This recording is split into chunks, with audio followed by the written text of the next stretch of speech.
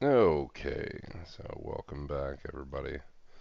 Um, so last time we left off with investigation of this. Well, maybe I'll just put the whole problem here.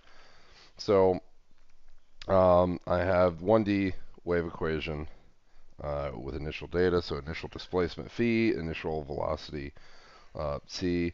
Notice this is being solved on all of so x belongs to all the reals. So we'll think about a little bit what that means here in a second. So of course we found like originally, like right off the bat, right, that the general solution had this form, but D'Alembert's formula tells us exactly in terms of the initial data what this thing looks like, and there it is. Looks exactly like this. So any question that I want to know, like if I, believe that this 1D wave equation is modeling some uh, thing that's going on, say, with the motion of wave modeled by string, or the transfer of energy as I described previously along like a vibrating string, everything that I want to know should be answerable in terms of this formula, right? So this formula should somehow encode like everything that I want to know.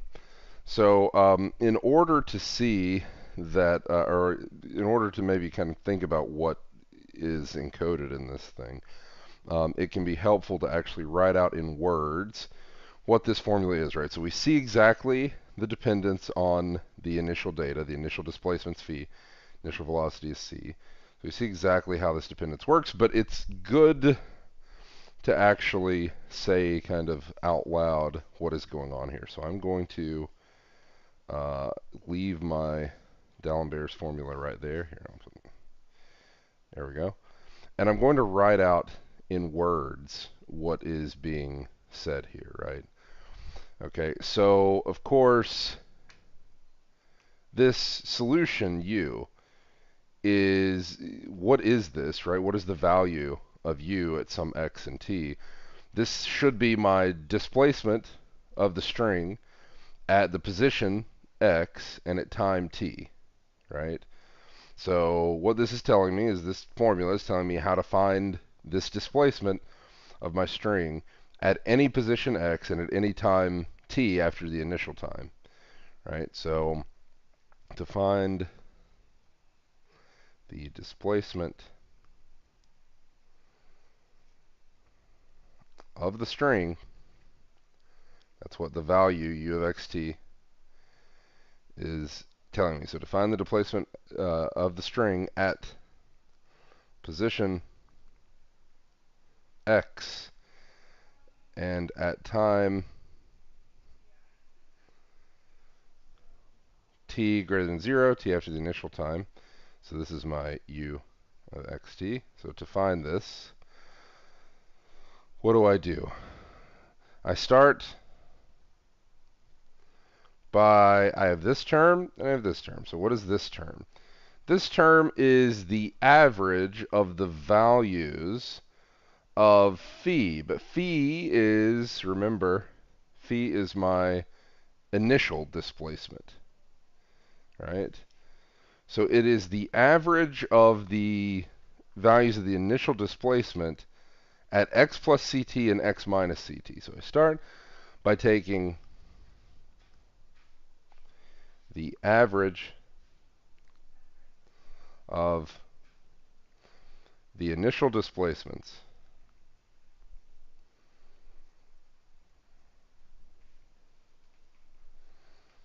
Okay, so the initial displacements, not at x, but at positions x plus ct and x minus ct. So x minus ct and x plus ct. Okay. Then I add to this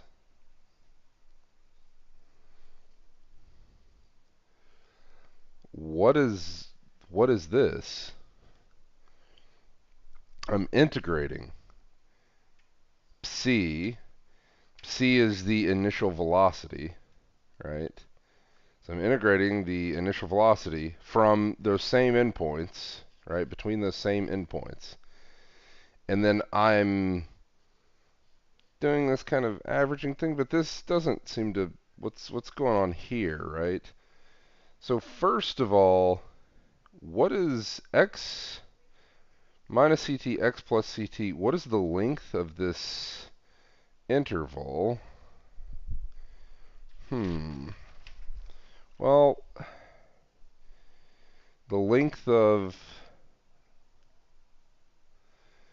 the interval x minus ct to x plus ct is what? Well, so this is an interval, here's x, right? And here's x minus ct, and here's x plus ct. This is an interval centered around x. Here's ct, here's ct. This is 2 ct, right? So the length of this is 2 ct. Okay, but in D'Alembert's formula here, I have this term that's, 1 over 2c times the integral from x minus ct to x plus ct of this initial velocity. I'm dividing not by the length of the interval, I'm dividing by 2c. But I can think, well, this is really like dividing by the length of the interval and then multiplying by t here, right? So that the t's cancel. Why would I want to do this little trick to look at this thing? Well, because now this integral is the average velocity of the string over this interval, right, between those positions. And then I've multiplied it by t, right? So if we think about the dimension here for a second, here's average velocity, so that has the dimension of velocity. And then I'm multiplying by t, so then the resulting thing has a dimension of length or position, right? Which is fine because this expression should be telling me displacement, right? So it should be giving me a position. Okay. And so then I add to this, right, the average velocity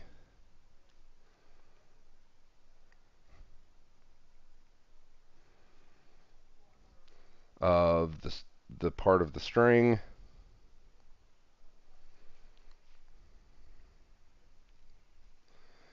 between x minus ct and x plus ct multiplied by t, the time that has elapsed, right?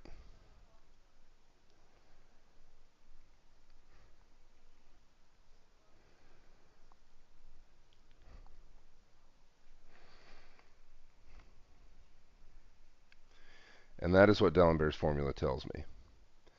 So what are we adding here? So we have average velocity added to the average of the initial displacements. Okay. And again, we're adding this t times 1 over 2 ct thing, right? This is the average of c, this initial velocity over the interval x minus ct to x plus ct. Right, that's what we're adding. Okay. So in this way, if I were to draw a picture, and we'll draw this picture multiple times here.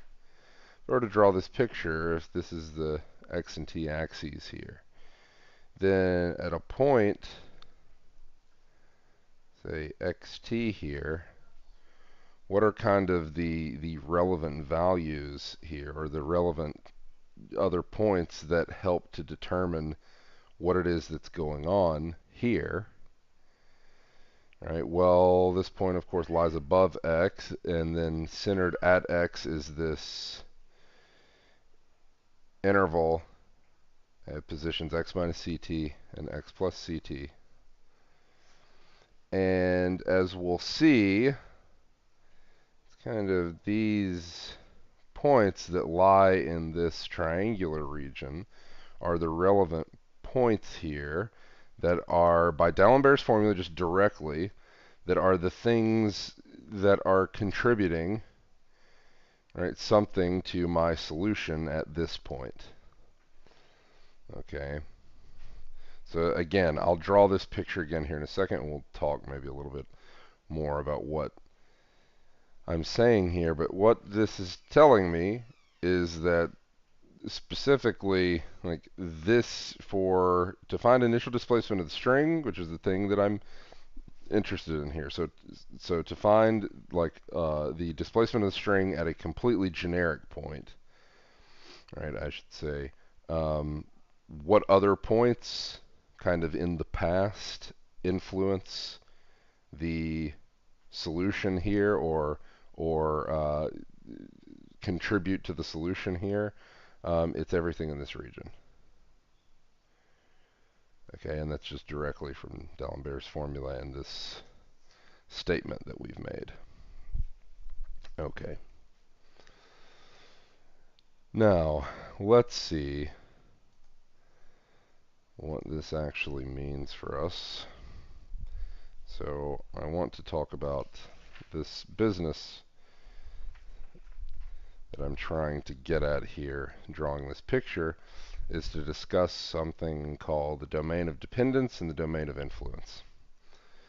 So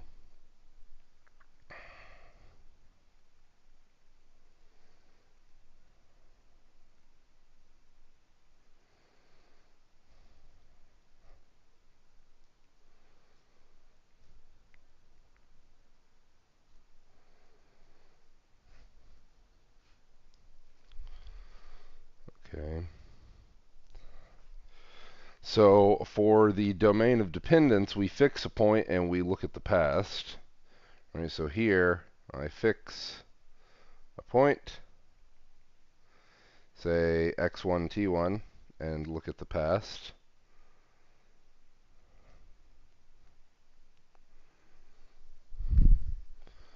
Okay. And for this, I think about fixing an initial point and looking at the future.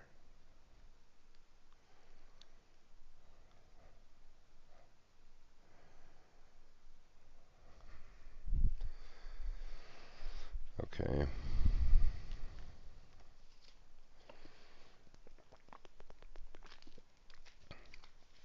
Okay. So in the first,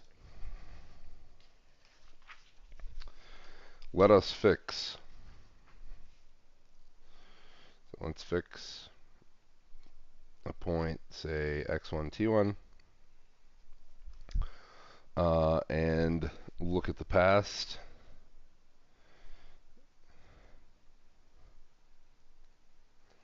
What does that mean?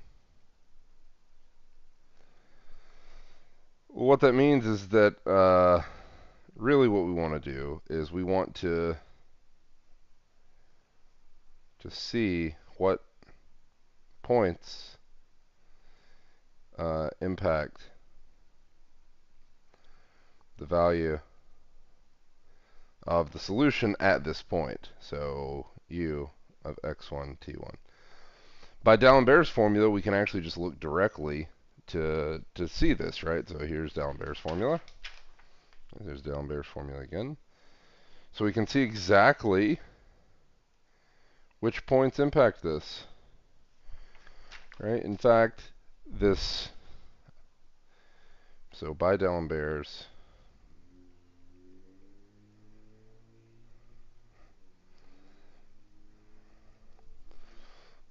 formula, u of x1, t1 depends on, so this depends on the initial displacements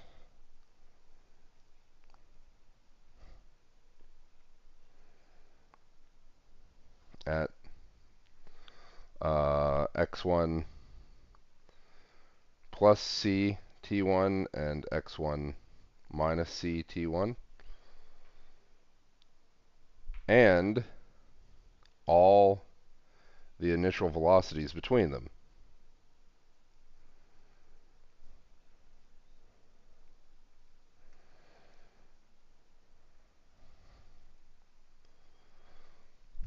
Right?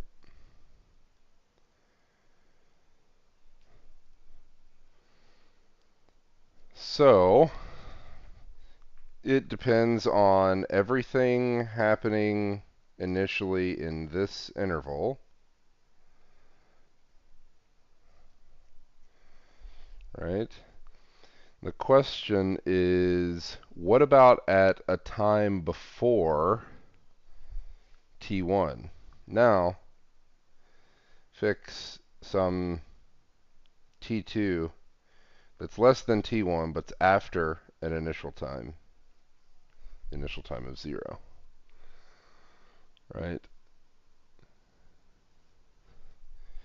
We can think of t2 as the new initial time and ask what positions are relevant to this time for determining the solution, right? We can think of t2 as a new initial time and ask what positions are relevant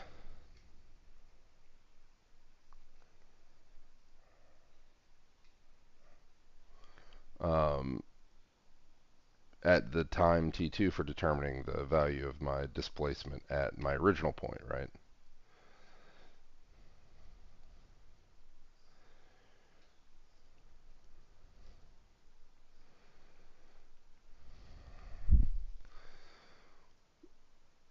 Well, if I am in this situation here, right, and let's say that here is my t1 and t2 is, say, here. Well, in this instance, right, there's actually less distance here between, right, my new initial time, say t2, and my time t1 than there was between t1 and the initial time. So the amount of the range of values that this depends on should be shorter, right? I've already drawn the picture in here, but this is why this picture makes sense. But in fact, we can actually write out exactly what times are dependent, or what things this depends on, right? In fact, the interval in question is exactly x1 minus c t1 minus t2, right? Only those times have passed from, so between the initial time and t1, and x1 plus c t1 minus t2, right? This is the window of time that's passed between t2 and t1. Okay. But then this tells me my domain of dependence is the following. So this is my domain of dependence at this point, x1, t1, that I fixed is exactly this thing.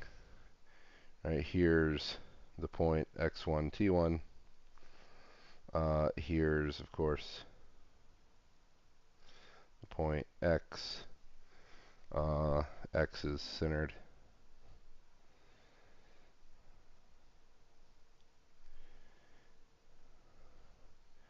Right, at this, or in this interval is centered at x, from x minus ct to x plus ct, and I need the initial positions here and all initial velocities between them, and the previous points, right, the past points going from this point to the past that matter here are exactly indicated by like this shaded region here.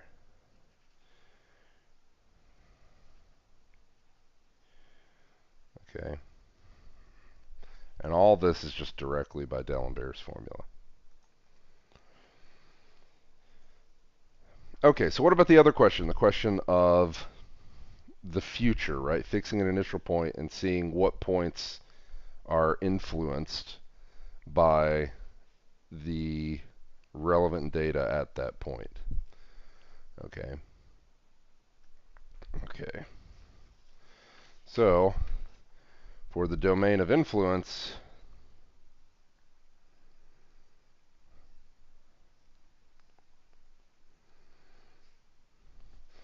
let's fix a position, call it x naught, at initial time t equals 0. Okay, and we want to ask the question of what points on the string are influenced by the displacement or velocity at that point, right? So, and ask what points on the string are influenced by the displacement or velocity at x naught and t equals 0.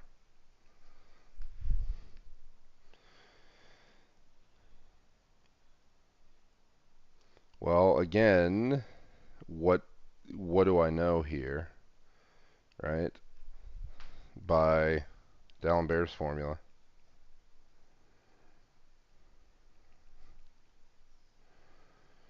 all points in an interval x naught minus c t1 and x naught plus c t1. Okay, if t1 at some later time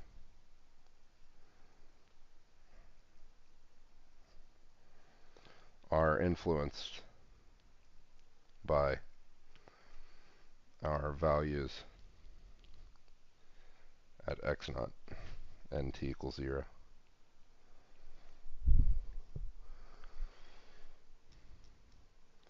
Okay, but repeat this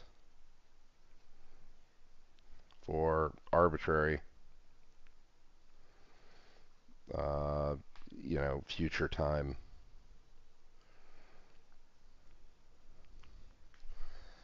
And what do I get? I have an initial point here, x naught. Okay, so this is just a point, right, at the initial time. But as t increases, right, this would be t sub 1 increasing here, then this influences more and more time. In fact, it influences a region. I stop here somewhere, but of course this keeps going. It influences a region like this. Now, if you're familiar with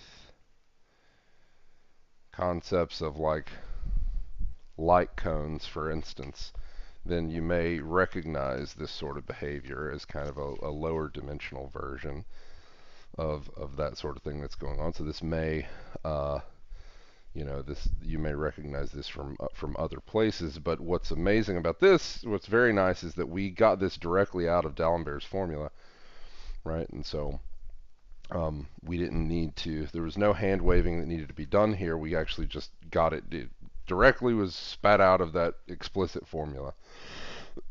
Okay. And so questions like this, asking these questions about what values, what initial values are, or what they influence, for instance, or asking like at a point and time on string what all past points kind of contributed to the values of the solution at that point. These are questions in causality, right? I.e., what causes what. So these sorts of questions are questions in causality. So then D'Alembert's formula specifically implies these facts about causality. So that's kind of a very nice nice example of an application of it directly. And again, as I mentioned before, right, you can tell it just from the input, right? This x plus and minus ct, there's an interplay between space and time here. So this concept can be a little bit confusing. Here's an example that kind of illustrates the sorts of questions you could be asked about this sort of thing. So, so let's do a quick example here. Okay, so let's do 1D wave equation where c is equal to 1. So let's say that c is equal to 1, so this is u sub tt is equal to u sub xx, and we'll take initial data. The initial displacement is 0, and we'll say the initial velocity is given by the following piecewise function. We'll say that this is 1 if the absolute value of x minus 3 is less than or equal to 1, or if the absolute value of x plus 3 is less than or equal to 1, and 0 otherwise.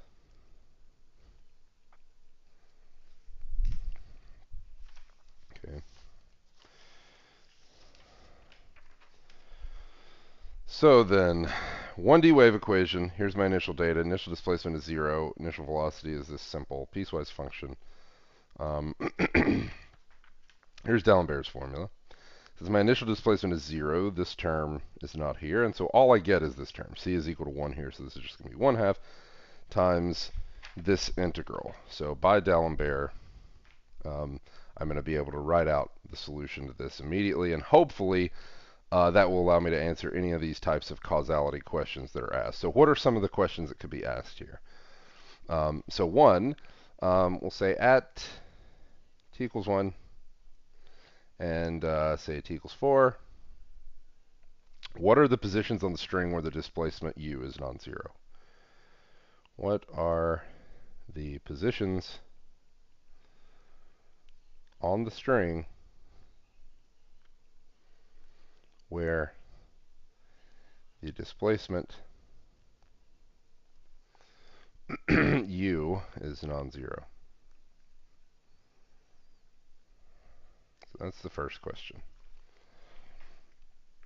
At fixed t's, where is the displacement non-zero?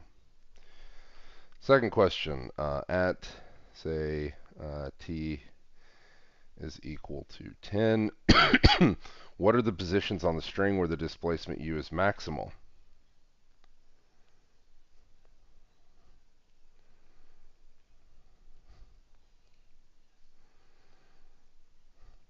Where the displacement u is maximal. It's as big as it can be. Okay. And then lastly, we can say what is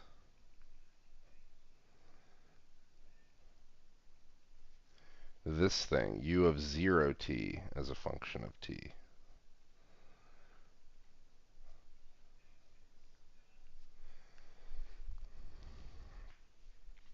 Okay. All right. So again, by D'Alembert,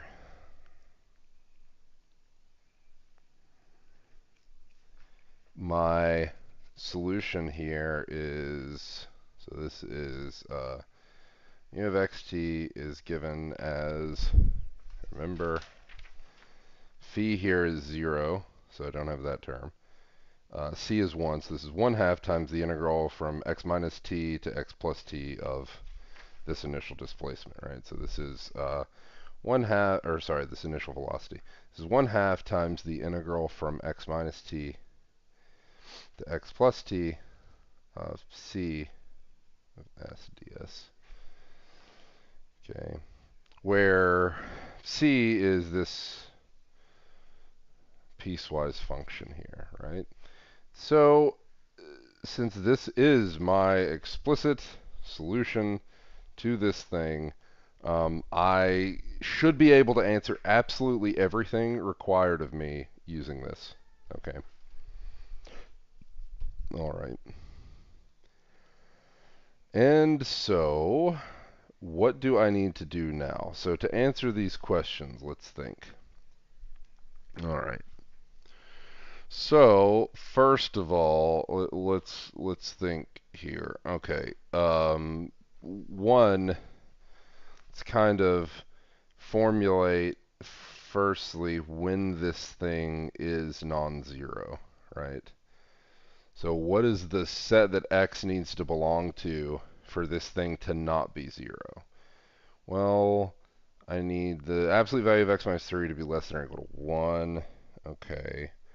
So the distance from x and 3 needs to be it needs to be no greater than 1.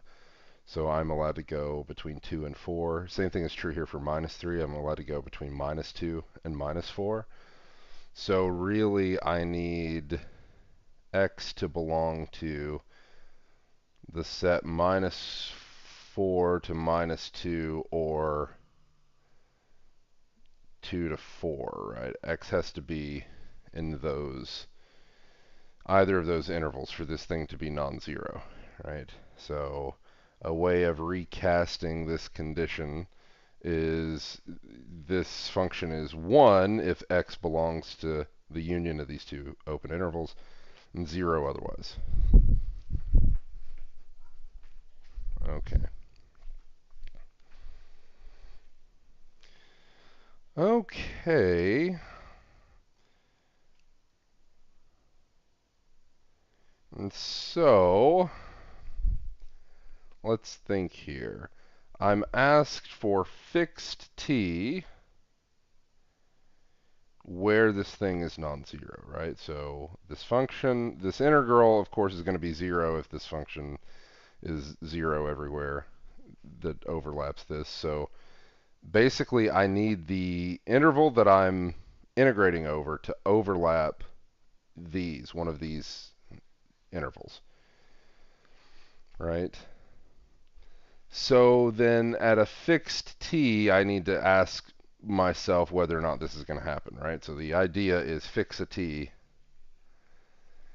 and then ask if the interval x minus t to x plus t overlaps minus 4 minus 2 union 2, 4. Okay.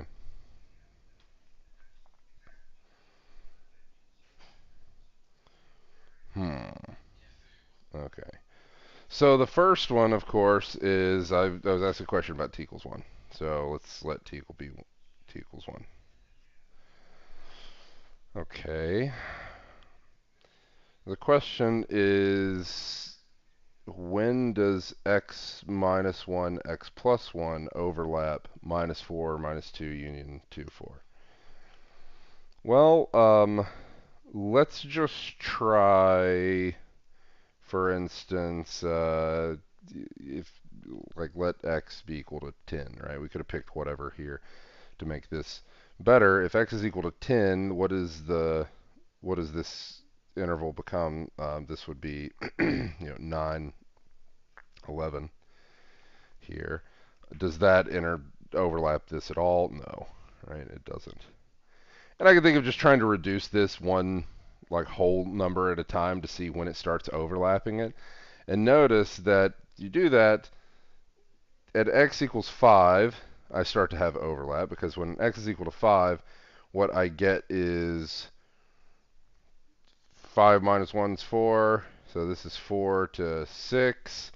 Oh, so there's when I'm bumping up against the edge of this thing, right, at x equals 5.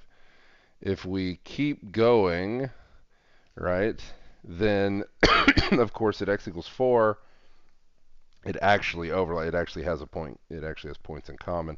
Right, at x equals 4, this is the interval 3, 5, which definitely overlaps here.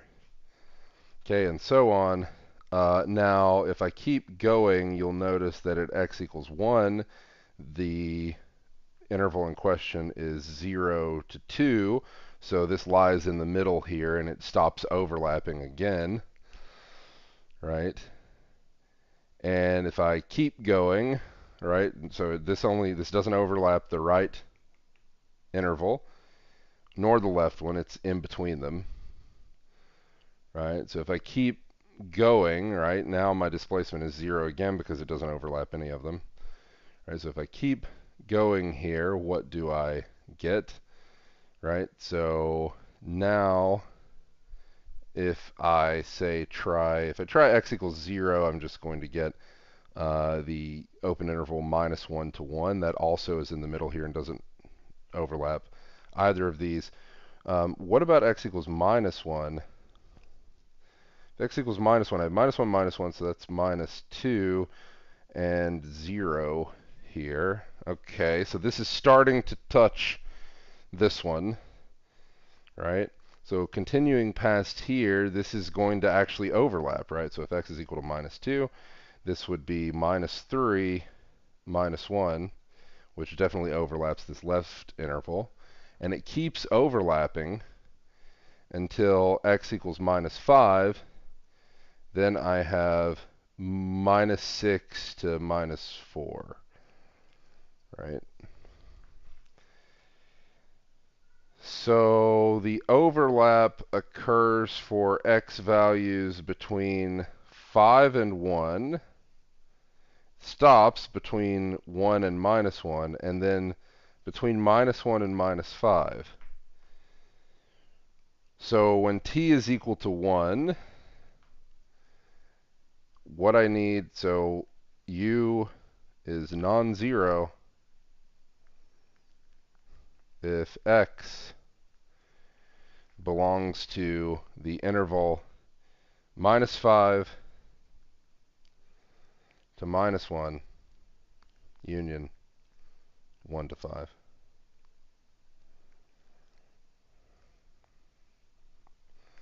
So those are the positions on the string. So if I think of my string, right, my string's infinitely long.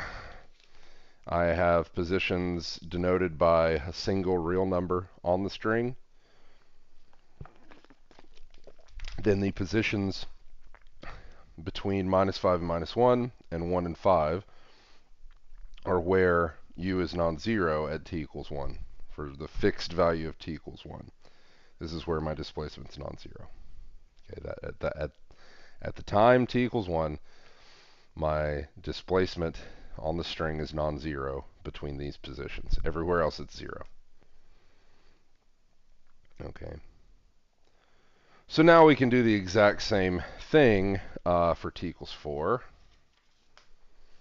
All right, so at t equals 4, I'm asking the same question here.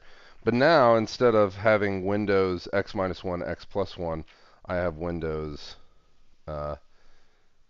x minus 4, x plus 4. My window is bigger here, right? So I can kind of repeat this exact same process, and you can see that where we start to have a disturbance when this overlaps, remember the thing we're trying to overlap here is minus 4, minus 2 union 2 to 4.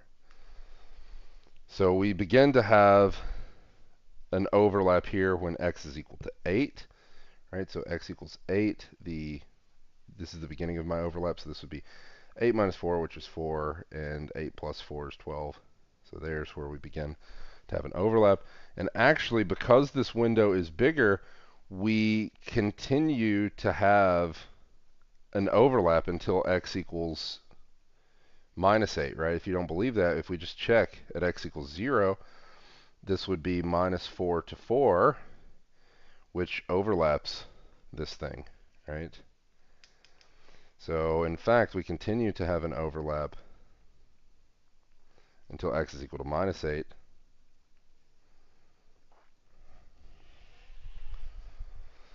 And so, at t equals 4, our displacement is non-zero.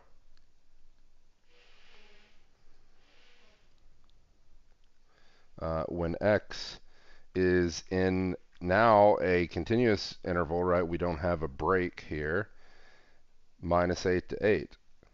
So on that continuous piece of the string, the displacement is non-zero. Right? Again, this worked out like this because my window that I was considering was bigger, so it was easier for this to overlap. Okay. Is one way of thinking about it. Okay, what were my other questions? At t equals 10, what are the positions on the string where the displacement u is maximal? Okay, so this is my second question. At t equals 10, I'm looking at u of x 10. All right, so the question is, when is this maximal? Or maybe I should say, where is this maximal rather than when? So where is this maximal?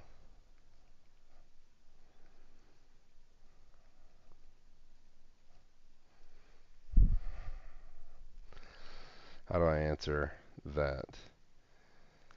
I need, again, remember what my actual displacement is. It's 1 on this set. So this, since the form of my solution by D'Alembert is exactly this integral, the value here at an x, at some x value is, or over some range of x values, is going to be maximal if the range of x values in question encompasses this entire set. Right? Well, at t equals 10, the range of x values in question is this window, right, x minus 10, x plus 10. So I need this to encompass the entire set.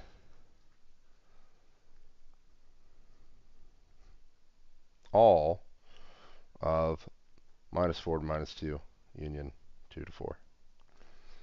So this needs to sit entirely inside this window. That's what I want. Right? But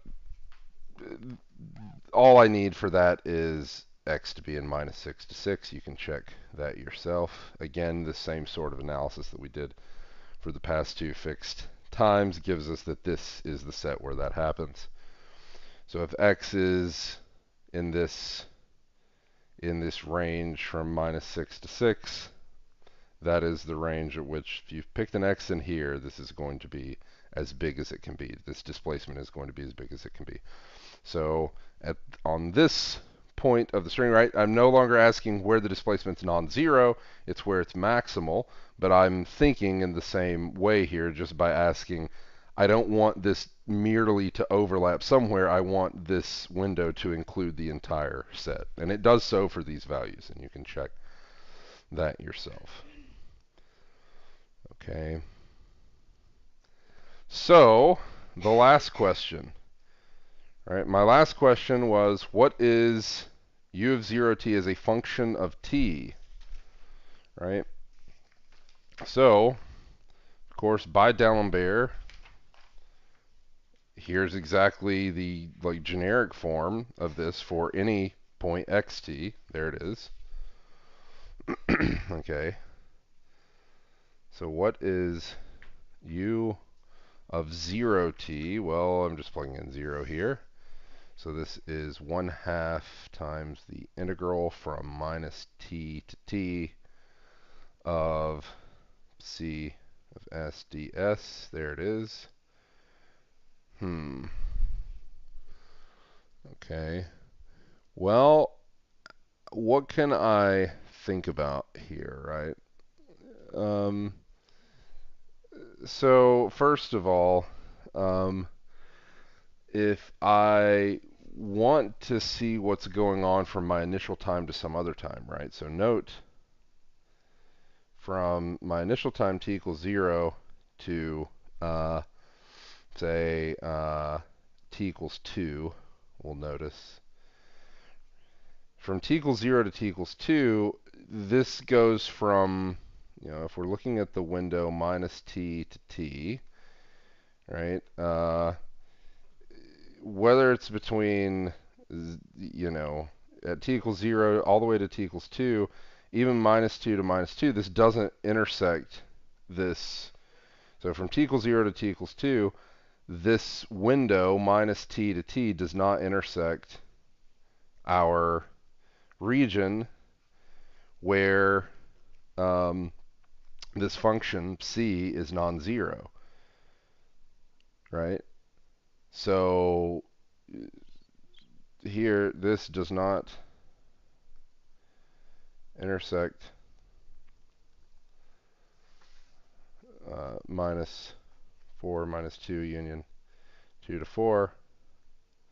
So u of 0t is 0 from t equals 0 to t equals 2. Okay.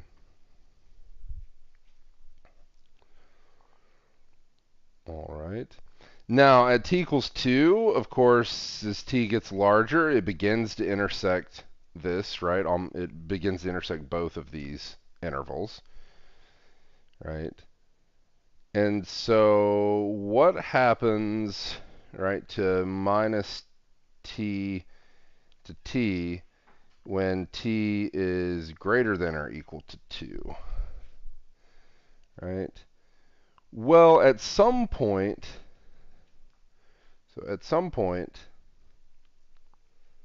in fact, which point does this happen? But at some point, this will encompass all of the set.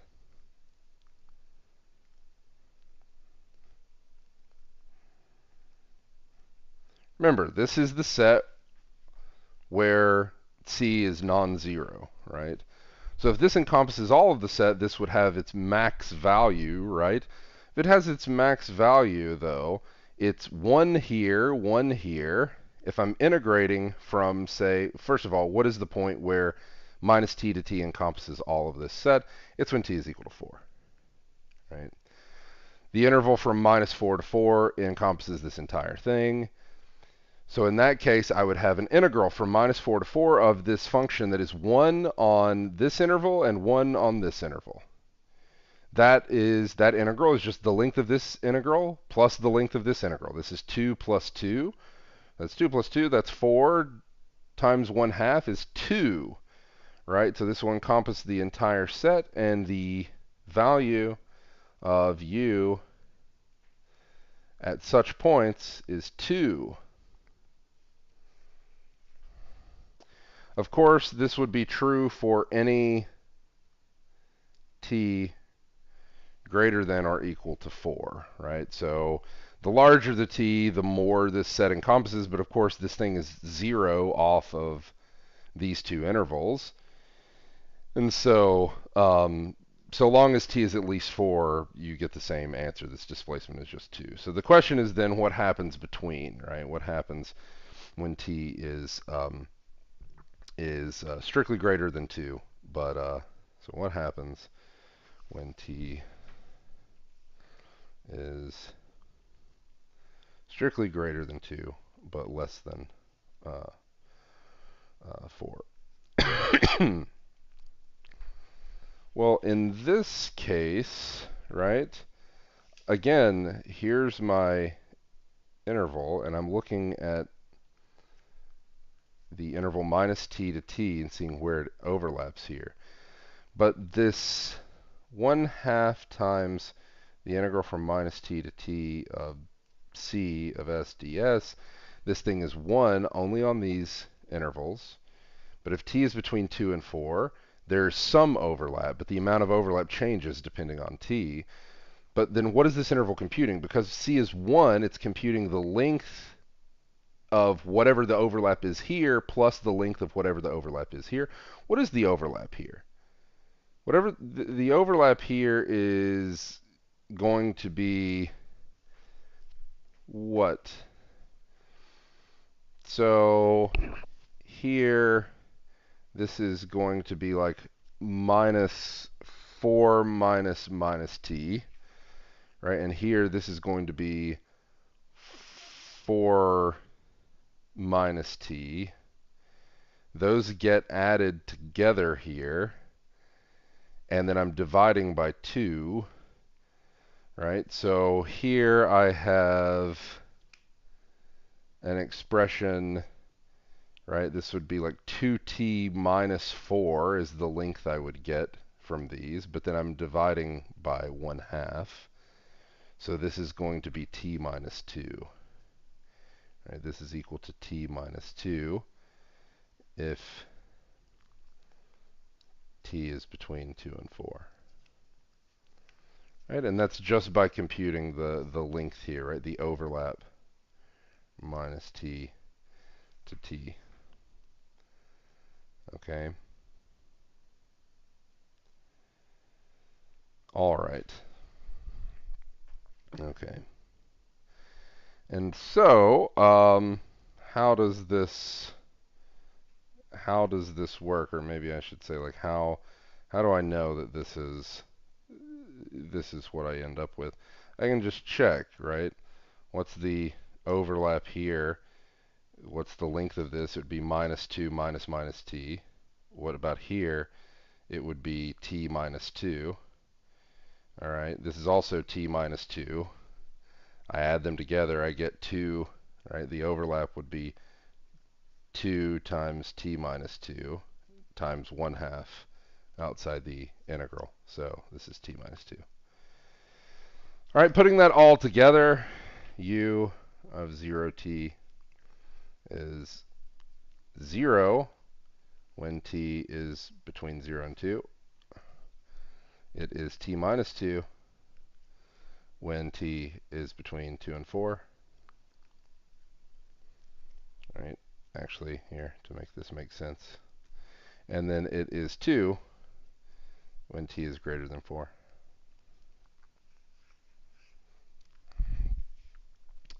Right, that's what I was asked for. I was asked for what is u of 0t as a function of t. There it is. Right. Okay. So you have to let me know if there's any questions about that. So,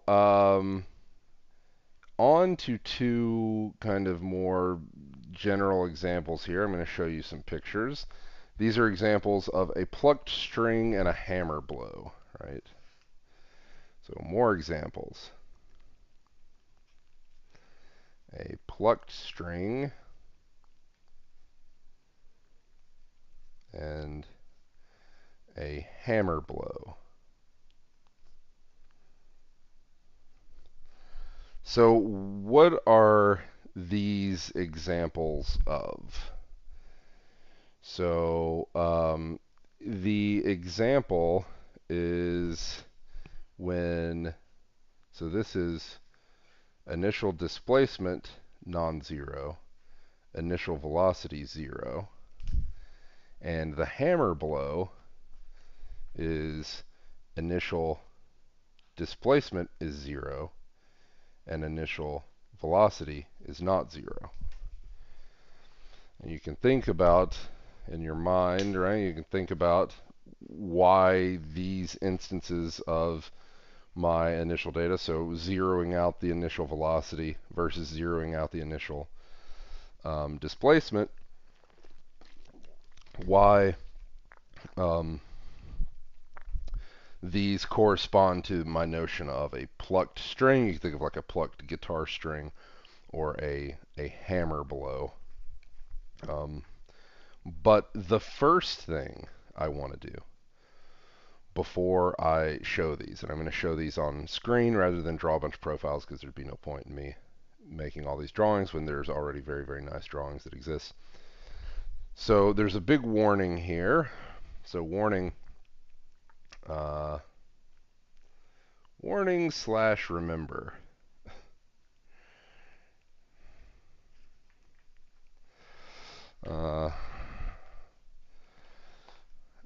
Our string in our cases so far is infinitely long.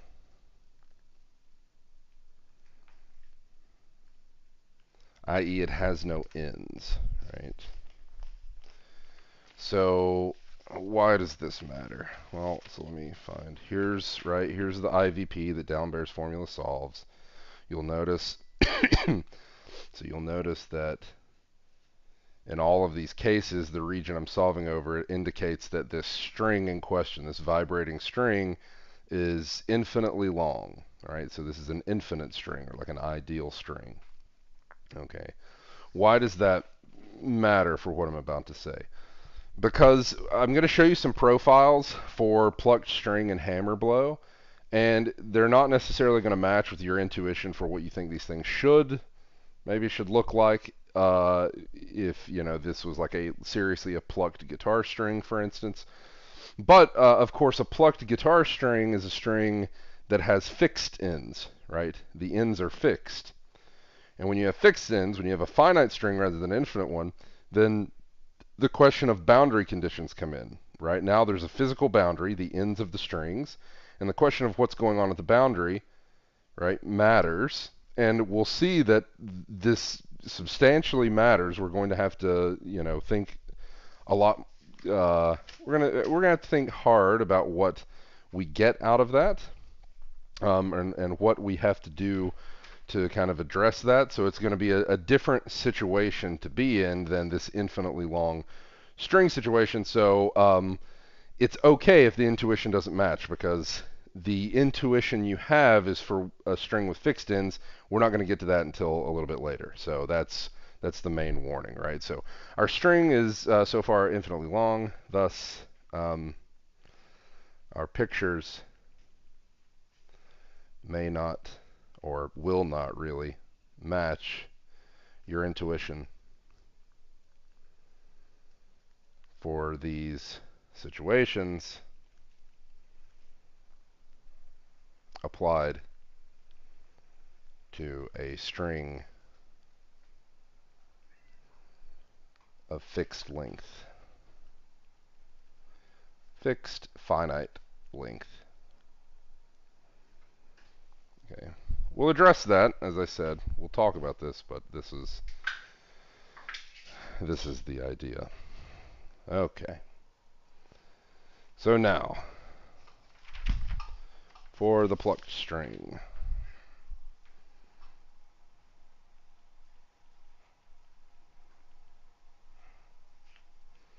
What's a particular example? Again, letting the constant c be 1, just to simplify things. If I let phi of x be 1 minus the absolute value of x, when absolute value of x is less than or equal to 1, and 0 otherwise, let c of x be 0, and we're looking at u sub tt is equal to u sub xx. So here's my initial displacement. My initial velocity is 0, right? So this is identically 0, not just at the, like at some single point. This is identically 0, so this is just the constant 0 function. So by D'Alembert, we can immediately, of course, write out the solution. So u of xt is 1/2 phi of x plus t plus phi of x minus t. All right, that is my solution. So what does this say, right? This says at any time t, so fix the time t and look at the profile. Okay, so at any fixed time t, the solution is a sum of two waves. The waves have the same initial shape. They have the same, or they have, well, because of this, they have half the amplitude as the initial wave. Okay, but one is moving to the right and one is moving to the left, right? So at any time t, the solution is the sum of two waves with the same initial shape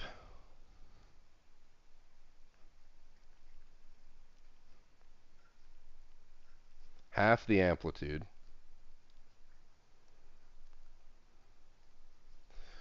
one moving to the right by t and one moving to the left by t. So one has moved to the right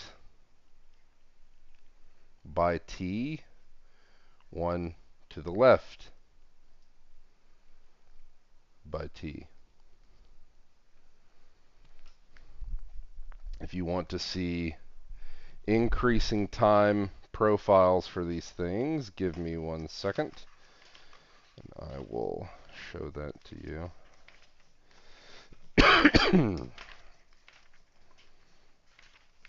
Here we go.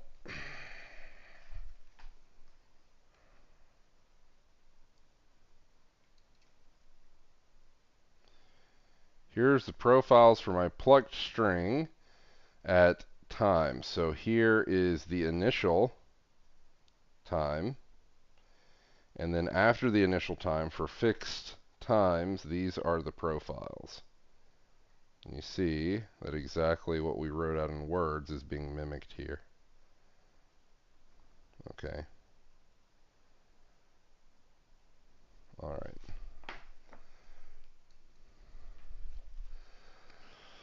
Now, what about the hammer blow?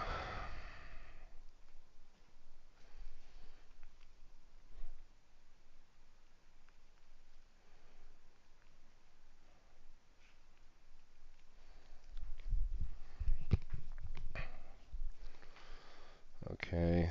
So again, let C be equal to 1, so the equation in question is exactly u sub t equals u sub xx.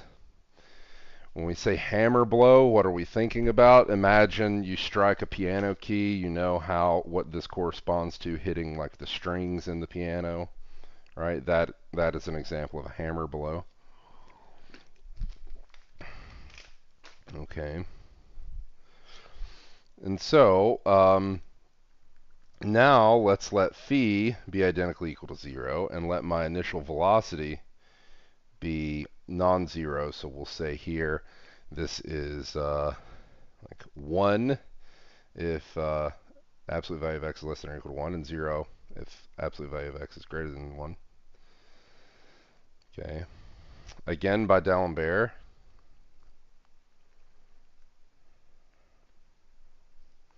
Now my solution looks like what? Well, instead of this, now those terms are not there. Instead, all I get is this integral, right?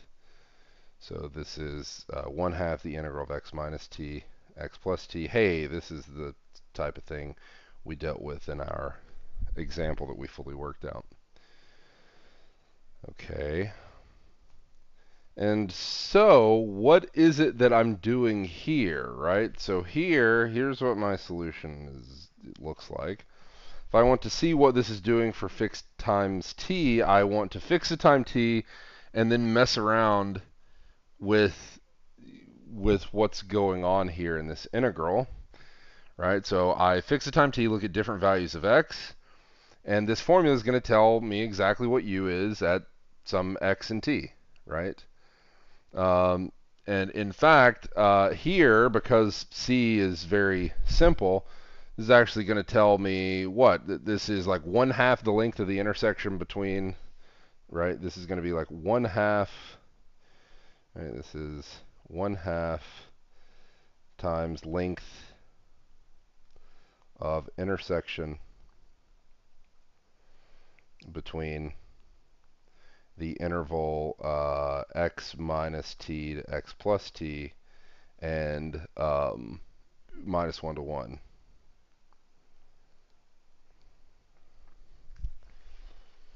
Right. Okay. Well, what does that correspond to in picture?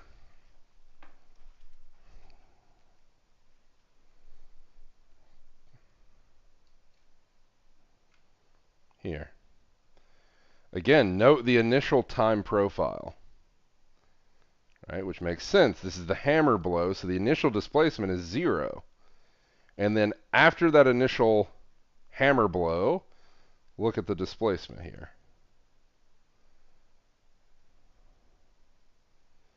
Right? Okay. And you can return to these formulas and convince yourself that those profiles make sense based on both of these things. So D'Alembert's formula has given us a ton of info here. Now, why did I focus on these two examples where I zeroed out one but not the other, right, and vice versa? Well, here's the thing, right?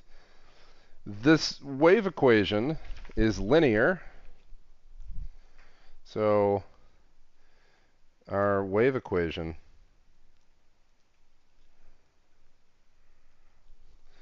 this is a linear PDE.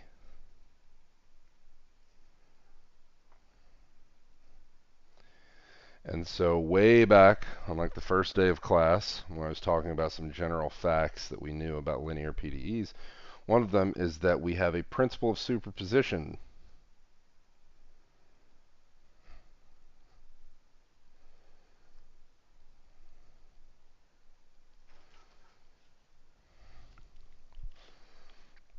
What does that tell me? Well, what the idea was typically for a linear PDE is principle of superposition meant that if you had two solutions to a given PDE, their sum was also a solution to the PDE. But now, what I can do is the following. Say I have a solution W to this PDE. I'll call it star, the wave equation, right? So I have a solution W to star, right, plus initial conditions as follows. So we'll say W solves this where U sub, we'll say U sub or U of x0 is phi of x, but then U sub t of x0 is 0, and a solution V to star plus initial conditions U tt equals c squared u sub xx. So the PDE is the same, but now my initial displacement is 0, and my initial velocity is some generic function c. Then, if I define u to be w plus v, then this solves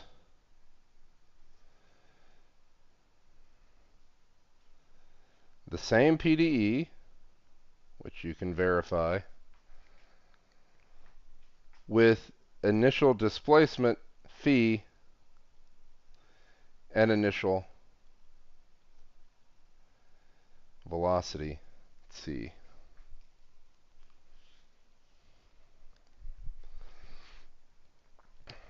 So if you started out with a solution to a plucked string situation, and you have another solution to a hammer blow situation, their sum is actually a solution to the general 1D wave equation. Okay. And so, what is kind of a way of either thinking about this going forwards or backwards? A way of thinking about this is if I'm given a, if I ask you to solve the 1D wave equation for given initial data, you could think about breaking it into two sub-problems, one where you're in the plucked string situation and one where you're in the hammer blow situation. If you solve those separately, the sum of those solutions is the solution you seek. Okay. This is something that really depends on the linearity of the PDE here. Okay. All right. Now, moving on, I have conservation of total energy. This is a very, very important aspect of the wave equation. And this entire process gives rise to something called the energy method, which I'll explain a little bit after we've done this. So we didn't do the derivation of the wave equation in full. We just skimmed over it, and I told you where you could look that thing up.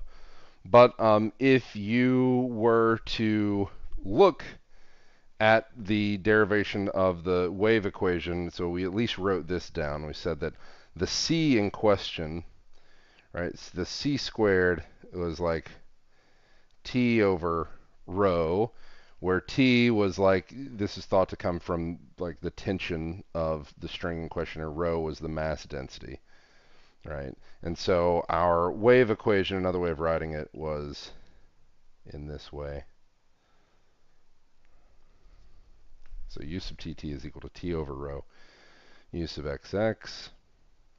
So what is it that we assume? So we assume that u itself is C2.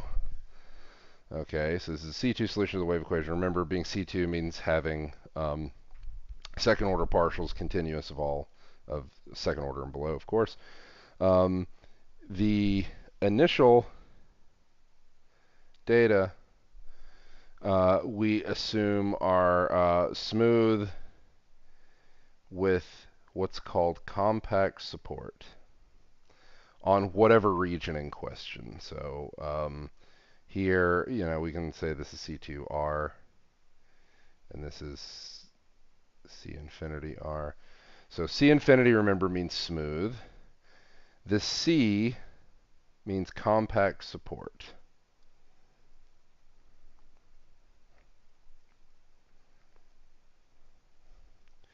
So I've mentioned this before. What does compact support mean? It means vanishes off a compact set, right? This means vanishes off a compact set. What does vanishes off a compact set means? It means there exists some minus r to r on which both of these are 0, or off which, I should say, both of these are 0. So for instance, what do these functions look like? They look like this, right? They maybe look like this. Or maybe they look like this. Or maybe they look like, so I drew a separate function there. Yeah, it's kind of confusing. Maybe I mean, this is fine too. This is also compact support. But maybe they look like this. But what they don't look like is something like this. Right? It needs to actually vanish off a compact set. So this is no good. Okay. So there exists some, for us here, compact is closed and bounded, so there exists some closed interval. You can even make it symmetric, minus r, minus big R to r, big R, off which these functions are 0. Okay. This is important. Like you need this. This comes into play, and we'll talk about where that comes into play exactly when we do this. Okay. And so, what do I want to do here, right? So if I assume this, right, if both of these, so both vanish off of this set by D'Alembert,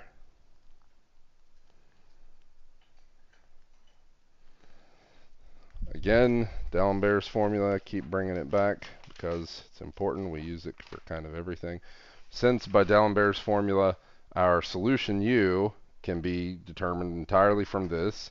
If both phi and c vanish off a compact set, well, the same is going to be true for U, right? So U also has compact support here. U, what does this mean? U vanishes off the set, like minus R to minus CT to big R plus CT. Right, you can even figure out exactly where this is, right? Where C is square root of T over rho. Okay.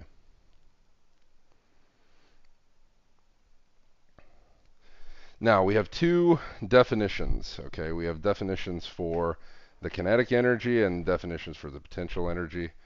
So some definitions here, and we'll pick up here next time. So the kinetic energy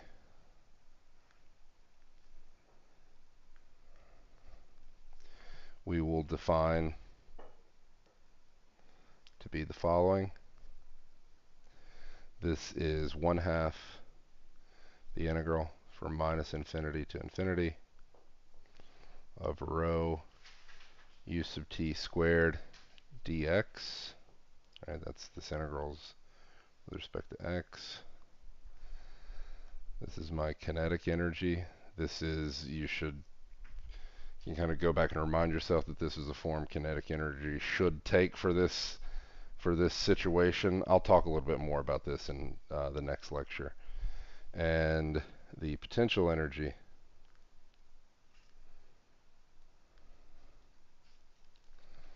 is defined to be, this will take a little bit more thought as to why we want it to be this.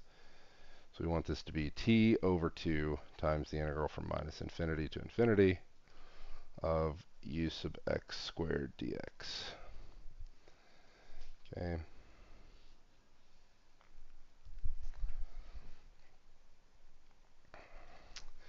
And then the total energy, which is what we're interested in here, is the sum of these two things.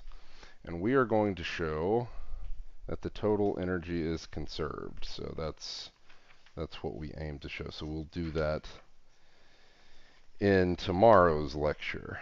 So that's where we'll start, and we will mostly finish the rest of the 1D wave equation stuff tomorrow. After that, we'll move on to the 2 and 3D wave equation before skipping along with some relevant info before getting into the heart of the heat or diffusion equation and Laplace's equation. So that's our approach.